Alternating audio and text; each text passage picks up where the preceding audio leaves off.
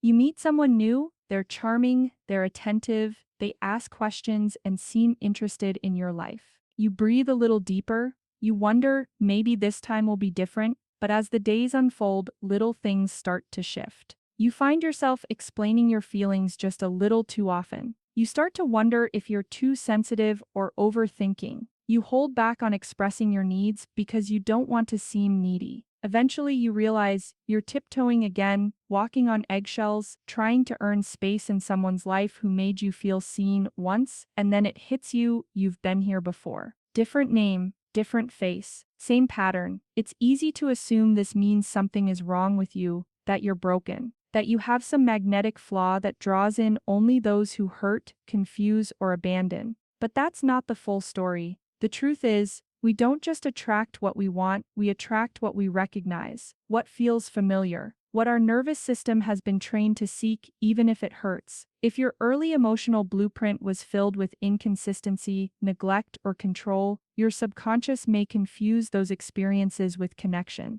The chaos becomes the compass. And when someone comes along who actually feels safe, respectful, or stable, it might feel boring, distant, unfamiliar enough to be unsettling. This isn't self-sabotage. This is your system running the only program it knows. You're not doomed. You're not unworthy. You're simply repeating a pattern that began long before you had the tools to choose differently. The brain and body are storytellers. They try to make meaning out of chaos by finding patterns, even painful ones. So when you meet someone who replicates that early emotional chaos, it feels like fate. It feels like chemistry. But it's often just repetition in disguise. To change who you attract, you don't just need new boundaries. You need new beliefs, new expectations, a nervous system that feels at home in calm, a heart that believes peace is not boring, that kindness isn't manipulation, that stability doesn't mean emotional starvation. That's the work. To stop chasing the fire and learn to recognize the warmth.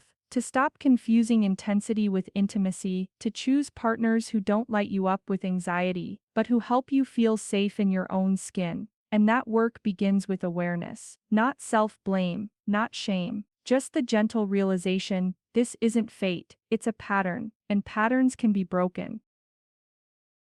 When we talk about attraction, we often talk like it's a choice. Like we walk into a room, scan the options, and logically select someone who fits our values. But most of the time, attraction isn't conscious. It's not about logic, it's about recognition. It's about the unspoken energy your body reads before your brain catches up. It's about the way someone makes you feel, not just in the moment, but in the echoes of your past. Because here's the truth. It's not always you who's choosing. Sometimes it's your wounds. The part of you that never felt heard might be drawn to someone who talks over you because that's what love once looked like. The part of you that had to work for affection might crave the thrill of unpredictability because stable love doesn't feel real yet. And the part of you that was ignored might light up around someone emotionally unavailable because that pain feels familiar enough to chase. We call it chemistry. We call it a spark. But it's often trauma playing dress up. None of this makes you foolish. It makes you human. Your body is trying to protect you, even when it gets it wrong. Your brain is seeking resolution,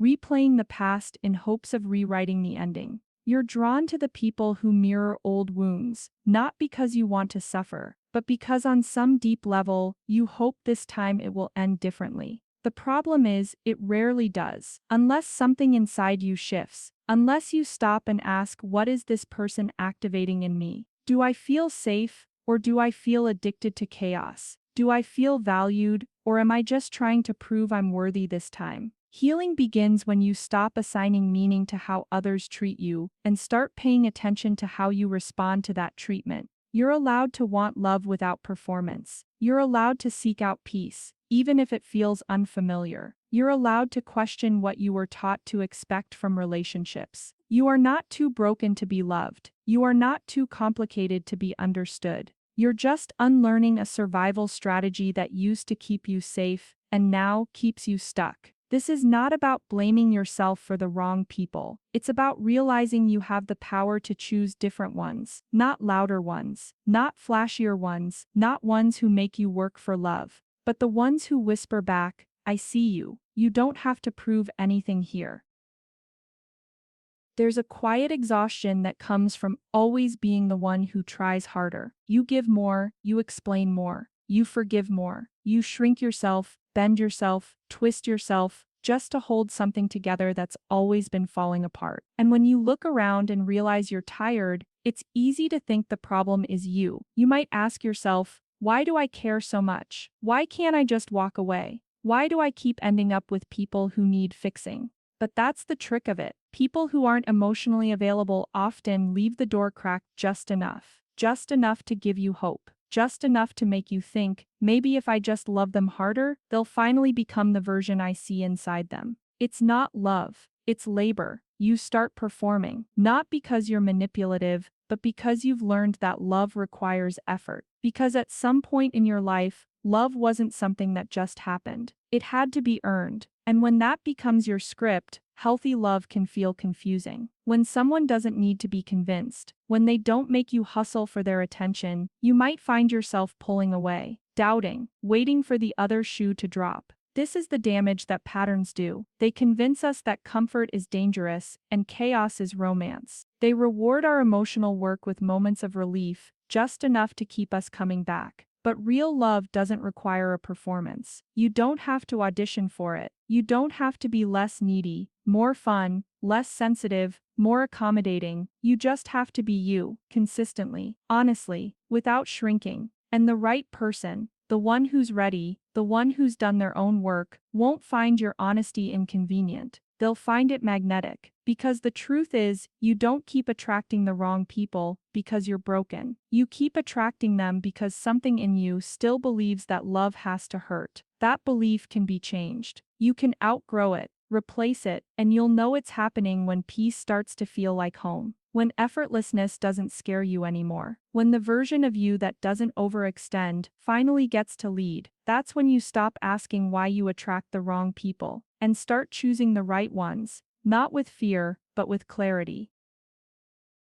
Healing doesn't begin with cutting everyone off. It begins with turning inward. And with asking yourself, what have I been calling love that actually felt like survival? You see, it's not just about finding different people, it's about becoming someone who no longer needs to chase approval. Someone who no longer defines worth by who stays or who notices. Because the truth is, we don't just need to feel loved, we need to feel chosen. And in the absence of being chosen by others, we learn to contort ourselves into what we think they want. We shrink our needs. We magnify our usefulness. We become hyper-aware of moods, tones, silences, trying to earn our place. But that is not love. That's emotional labor built on fear. And the moment you recognize that, you begin to change the story. You begin to notice who drains you. You start asking, do I feel safe around this person? Do I feel seen or just tolerated? You start measuring connection not by the highs and lows, but by the peace that settles in when you don't have to explain yourself all the time. You begin to see your patterns not as proof of your brokenness, but as a map back to yourself. Every wrong person you've attracted taught you something about your wounds, your wiring, your worth. And the more awareness you bring to those choices, the more power you have to rewrite the script. Not overnight, not perfectly, but steadily. With each boundary you set, with each red flag you no longer ignore, with each time you walk away from something that doesn't honor who you are, you send a new message to yourself. You say, I am not here to beg for love. I am not here to convince someone I matter. I am not here to relive the same heartbreak in new costumes. You're here to heal, to grow, to rise. The right people, the truly aligned, emotionally healthy, grounded people, may not spark the same anxiety in your chest. They may not give you butterflies, but they'll give you breath. And when love feels like breath, not fire, you'll realize you've broken the cycle. Not because you changed everyone else, but because you finally chose you.